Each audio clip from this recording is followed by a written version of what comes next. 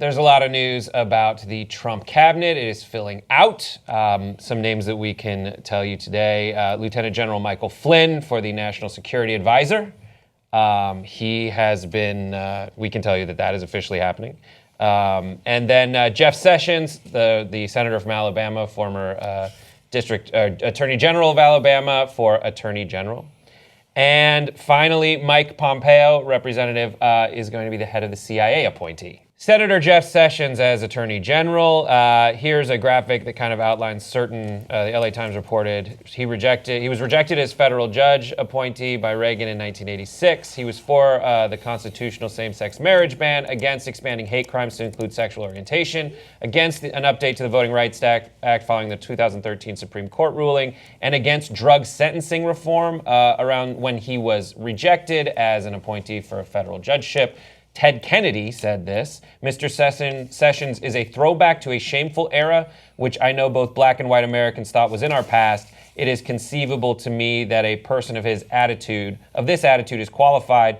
It is inconceivable to me that a person of this attitude is qualified to be a U.S. attorney, let alone a U.S. federal judge. Holly Harris of the bipartisan U.S. Justice Action Network said, is he going to be a challenge on sentencing reform? Of course. I'm hopeful that the movement will not have a knee-jerk and alarmist reaction to this, throw their hands in the air and take their ball and go home. So that's Jeff Sessions. If you don't remember, he was also the person who, around that time he was rejected, was reported to have said, I thought the KKK was okay until I found out that they smoked pot. And if you're wondering if he actually said that, he himself said, it was a silly comment, I guess you might say, that I made. Yeah, yep, I would say you made it because you just admitted you made it, right. And I would say it's a little more than silly. So now, upside, downside of all those horrible things he said back in the day is, upside is, well, that was 30 years ago, literally. And so you could say, hey, people change, and in those 30 years he might have changed. The downside is they thought he was horribly, unacceptably racist in a country that was much more open to racism back then. Right. Like we've made, I hope, 30 years of progress.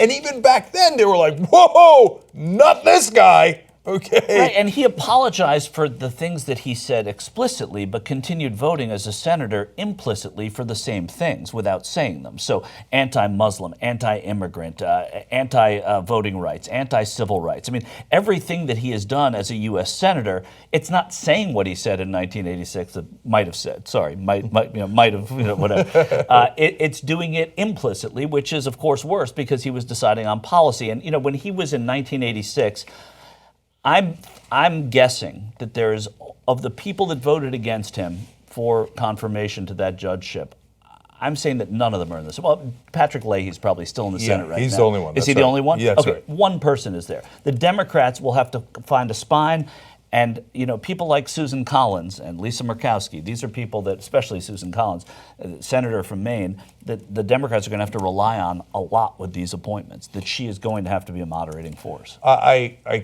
I can't conceive that Republicans would actually break ranks. So Republicans will likely have a 52-48 edge in this in the Senate. So they need 3 Republicans to break and vote against Sessions for how racist he is. They've been working with Sessions for years upon years now. They never raised their hands and was like, I can't work with this goddamn racist, right? Republicans are going to put on those stupid red hats and go, yes, sir, absolutely, sir. So look, let's give you more details on Sessions. First, another defense of him. At the time, back in '86, et cetera, he did work with other prosecutors in prosecuting one of the guys who did the last lynchings by the Klan. Mm-hmm. Okay, so he prosecuted a Klanman who had lynched a black guy. So hey, that's a solid defense. Now, at the same time, there was a black prosecutor that he said that he called boy, and you might say, hey, come on, stop it with the words that were used. I don't know how he meant boy, and people are like, I know a lot of people think that's overly sensitive. And when I first saw that, I was like, okay, all right, you could have an argument around that, right? But he also told that same guy, U.S. Attorney Thomas Figures, to be careful about what he said around white folks. Okay, so Now, I would never make a joke about how I used to like the Klan because it's not a thing that makes sense, right? Because I never liked the Klan, and it wouldn't be funny. It wouldn't make. There's no logic to it, right? You only make that even if it's a joke. I'm saying, even if I were to grant him that it was a joke, you wouldn't make that joke unless there's some chance that you like the Klan, right? That's why it's funny, right? I used to like the Klan until I found out they smoke marijuana. I mean, when they hate black people and Jews and gay people, I love marijuana. They were great so funny. until the pot. Right. Yeah. So It's a great joke.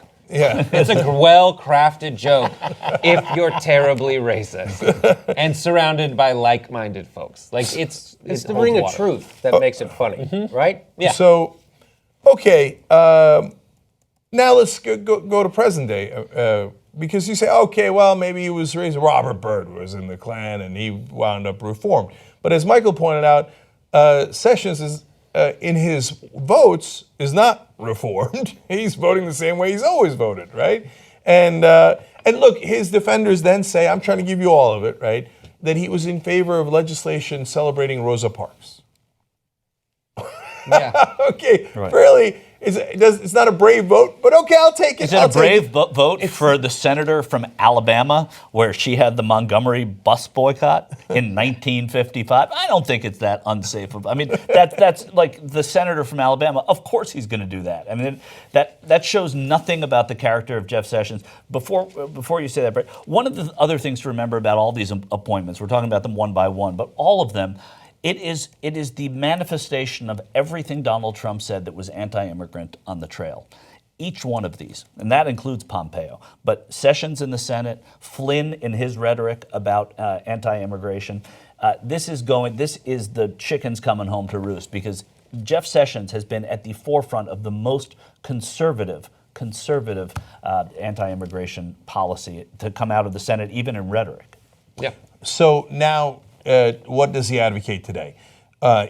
Quote, mass deportations for, and now I'm quoting the newspapers here to be fair, not Sessions. I just want to be clear on that.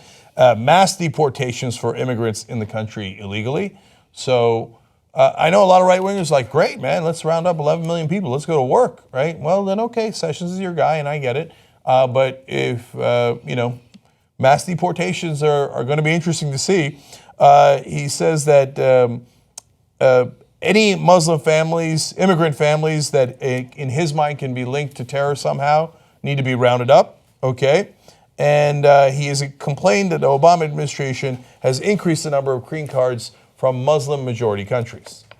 So he forgot to put the nuance about countries with significant terrorism. He just said it. Oh, Muslim. I don't want the Muslims in here, right? So I know a lot of Republicans and apparently 47% of Americans, not that high, but a good chunk of the Trump voters go, yeah, let's go get the Mexicans and Muslims. Well, looks like we're about to. So it's if you think that that's awesome, okay, get ready for the deportations and the rounding up and all that stuff. If you're a decent American who believes in the United States Constitution, it's about to get ugly in here. And Sessions, who will be your attorney general, also praised Donald Trump's stand on calling for the death penalty for the Central Park Five, which, of course, all those people were exonerated. They were proven that they were not the people that did that crime in Central Park. He praised this August Donald Trump's speech, saying that he was a law and order guy. Imagine that, telling the liberal bastion, that's a quote, how many people in New York, that liberal bastion, were willing to do something like that? Well, fortunately, not very many people because those 5 people were innocent. But this year, Jeff Sessions praised that on the grounds that the death penalty was appropriate for them. And right now, they're already trying to make it normal. My favorite quote was, they said that Jeff Sessions was a world-class legal mind. You guys. Okay, yeah. and the world has a lot of shit in it. Yeah, and then one of his defenders said about the Klan joke, he said that was just hospital room humor. What?